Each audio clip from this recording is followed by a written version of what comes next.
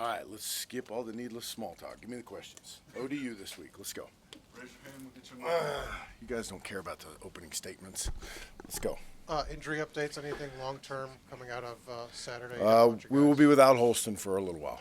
And Hoyt, too? Or? I don't know about all the rest. Hoyt, we'll be out without Jalen for a little while. Questions for Coach?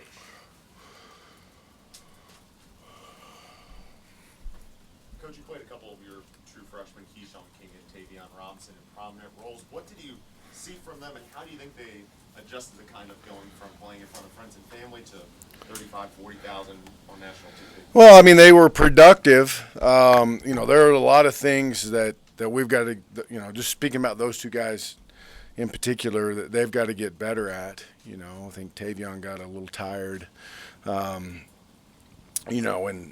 at times didn't play as fast as he needs to play in order to be a productive every down player. Keyshawn was not in there for as long as stretches, so that didn't happen to him quite as much. But I thought they handled the moment. Like I said, they were productive when they were in there. They, like the rest of us, have plenty of things to work on as we move forward. The ODU game last year is obviously a pretty big turning point in the season. How do you feel like your team a year later has responded to that or dealt with the adversity that came out of that game? Well, I mean, if you look back, I don't know that was obviously a big event. The next week we came out and played the best game we had all year against a really good Duke team. So, how we've handled adversity, I think our guys have done a great job of that. I think we'll continue to preach that. I mean, I'm not trying to get corny, but this is, things don't always go your way in football and life, and you can't just sit around and complain about it. You gotta stand up and roll your sleeves up and go back to work. So I think our guys understand that. I think they're anxious to go play again. I think for us this week, it is about all the things that we need to go improve on as a football team. In terms of in all three phases of the game, preparation-wise, there's kind of two phases of that game. Last week, we battled, played hard, all those sorts of things, which are good things, and we can't lose that. But we've also got to obtain this level of consistent play from all of our guys, not just our young guys, but some of our older guys. We've got to play, at a higher execution level while maintaining this level of effort and discipline and toughness. So, that'll be our focus this week as we move into the ODU game. As you reviewed some of the turnovers from this past Saturday, were there any that were particularly galling to you, or did you think that most of them were correctable issues for Ryan in particular? Well, I think they're all correctable. I think, one, the screen was a little bit kind of in between, kind of a tough deal, to be honest with you. If we get it over his head, I think we've got a big play. But there are some things in there that we've got to do a better job teaching, a better job learning and executing that I think we should be able to. With the offensive line, how do you think they did in the run game specifically? Well, we've got to run the football better. I mean, that falls on everybody. It falls on the quarterback. It falls on the coaches. It falls on the offensive line and the running backs. I mean, we've all got to do a better job. We get the ball to the unblocked hat a few times. We got to make him miss and get more yards. We've got to get the ball to the unblocked hat on a more consistent basis as well. So, plenty to work on there. And do you think, with Holston out, King, you weren't sure how much of a role he'd have in these first couple of weeks as you're kind of getting ready. Think he's ready for an increased role, with McLeese? Oh, I mean, it was kind of to the point where he better be. The line's getting short. So, Coach, obviously the first home game of the season. Just talk about just the excitement of that. It's got to be a fun opportunity to get a home opener going right now. Sure is. I mean, we're excited to play in front of our fans. These kids have worked incredibly hard. Looking forward to getting a chance to kind of show how hard we're going to go play for the Hokie Nation. Coach, kind of going back to Keyshawn, what about his game makes you think that he can step up into this more increased? Well, it's a small sample size so far. I just know he's got, he's a talented person, with some explosiveness and some quickness. He's got some genuine toughness. He doesn't seem to be in awe of what he's being asked to do. He just kind of goes out there and plays ball. I think he genuinely enjoys the game and enjoys getting out there and competing. So you like to see that from those young guys. How do you feel about the pace of the offense? You guys had a couple extended methodical drives, but did you want to move a little faster at times? What was your kind of thoughts on the pace of things? Oh, I mean, to me, the pace should be manipulated. At times you'd like to be able to push the pace a little bit, and at times you try to slow it down a little bit. So I don't know. I'd like for it to be a mix. I've always said that I do not believe in, and some people do, in going as fast as you can all the time. I just don't think that's productive for your entire team.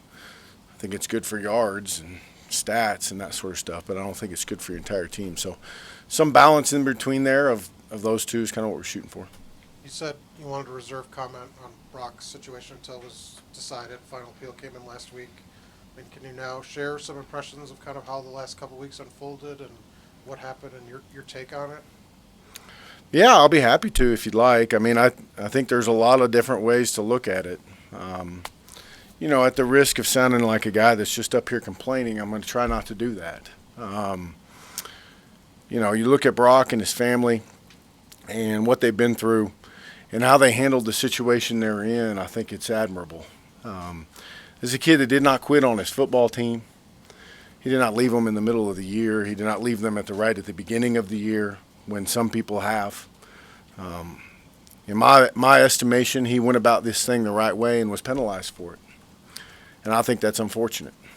When you look at the decision, that's one thing, and then you look at the process with which we got to this decision, that's another thing. And, the process, to say that it's disappointing would be an understatement. What we put that family through, or what the NCAA put that family through in terms of requesting information and, chasing their tail, for lack of a better term, constantly. Every time provided feedback, requesting new and different information every time, the family doing everything they can to provide that information, and then again being requested different subjects and different questions, and then ultimately having it come down to the timing of his decision to leave is pretty disappointing. I mean, this is, like I said, a young man that stuck with his team, that tried to make it work, that tried to go do things, that tried the commute, that tried to not leave his guys, and ultimately was penalized for that. And I think it's disappointing, but I think we can learn a lot from Brock. I really do. Things didn't go Brock's way, and you know what he did? He showed up and he went down there and he ran a scout team, and he busted his tail doing that. And he had to lift with our developmental group. You know what he did? He led that freshman group in their developmental lift. This is a guy that doesn't let other people determine his attitude or his effort. And I think that's admirable. And I think we could all learn a lesson from Brock. And I'm certainly not lecturing to everybody else. I'm just admiring the young man. And, we talk about when you're in a certain environment, you let that environment change you, or do you try and change the environment? And Brock's done a fantastic job of not allowing what he's been through to change him and who he is and what he's about. He's a fantastic student, makes great grades. I'm disappointed for him because I've seen how he works and how he interacts, and I also saw firsthand how he went about trying to do the right thing, and it didn't work out. And just one more question about it. Is it, and I know it's during the season, I know you're sort of removed from the process, but is something you tell Witt or the administration, like, look, we should push to get this should be on the rule change, doctor. This should be something that I want to see, information. It's like, is that something, I know you're busy now, but I mean, is this something like, when you deal with this, like? Yeah, I mean, we have those discussions as a group. The ACC coaches have a discussion, and we have someone from the NCAA come in, and they presented to us, and Interesting. And and Witt is on one of those councils or boards, however you describe it, and we have those conversations about a myriad of things. And I appreciate Witt for listening on those things. But the key is yeah, change. Well, what does that look like? You know, like that's like I tell our coaches all the time. It doesn't take anybody to point out the problems. Okay, it takes somebody with some intelligence and some thought to create some solutions. And standing around and, for lack of a better term, just bitching about the problems does us no good. You know, finding ways to try to create solutions is the answer. And there have been some good suggestions that I think merit conversation.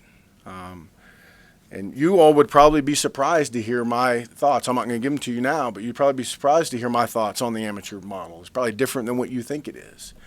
But I do think it would be wise for us to get people that are genuinely vested in the best interest of collegiate sports and these kids together to try and find an amicable solution to our model. And transfer policy, waiver policy is just one of them. And but that's easier said than done. Here I am again, just pointing out the problems and not giving the solutions. Bud said the defensive performance in the first half wasn't really what that group had shown all of August. Was that your same impression, that they looked a little bit more like themselves in the second half? Yeah, I mean, the third quarter, I thought we were pretty good. Yeah, we just weren't. I don't know what the word is, as sharp or as aggressive or as I really thought we'd be starting out the game, and played defense a little bit on our heels there, and and it hurt us there in the first half. In the second half, and we're playing a good offense. They're gonna have some success, but we buckled down and played much better there in the second half. Coach, not to harp on the Brock stuff, but I mean, obviously the decision itself is disappointing, but it got a lot of national attention. Scott Van Pelt used the whole segment to kind of talk about it. Does that kind of galvanize your group, or is it at least cool to see the support that you have kind of nationwide on that whole situation? Certainly. I think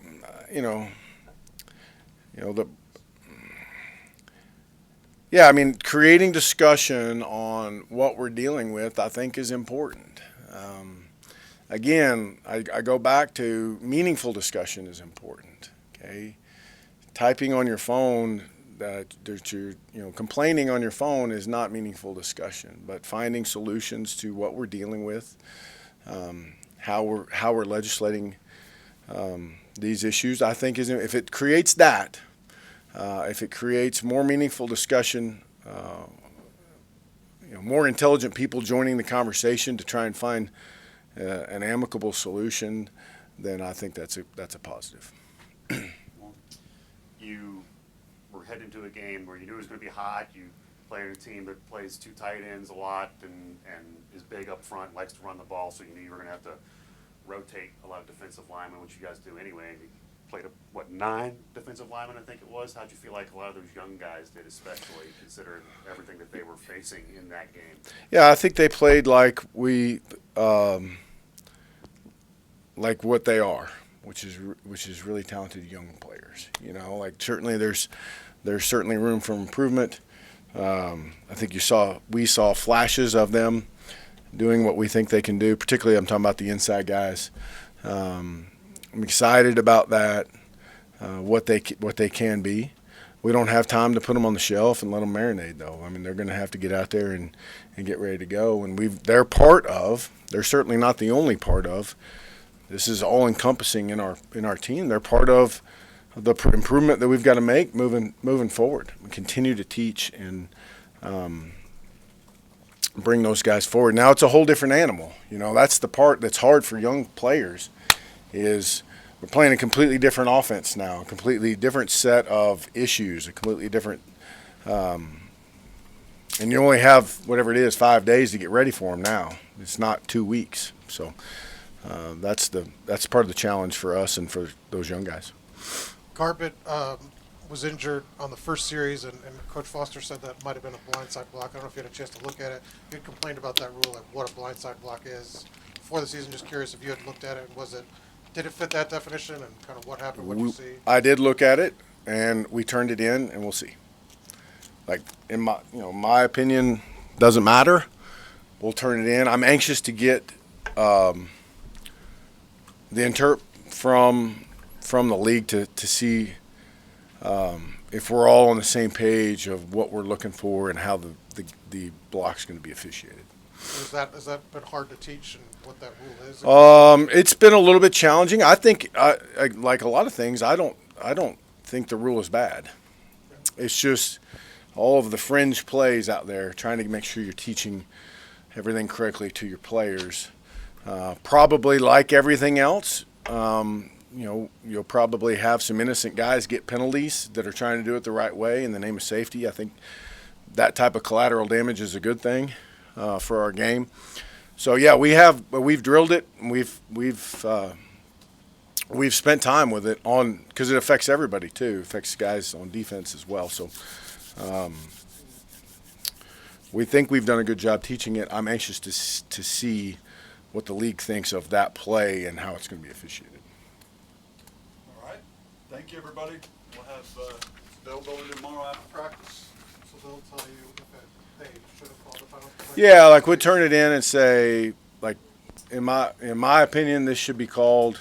Give me the interp. Tell them, talk to me, and they'll say either yeah, it should have been, or no, it shouldn't. This is why. And then sometimes if you're not satisfied, you just pick up the phone and call them, say, coach me through this so we can coach our players. That's all we want. That's like when we bring refs out to scrimmage. I tell them, roll the flag.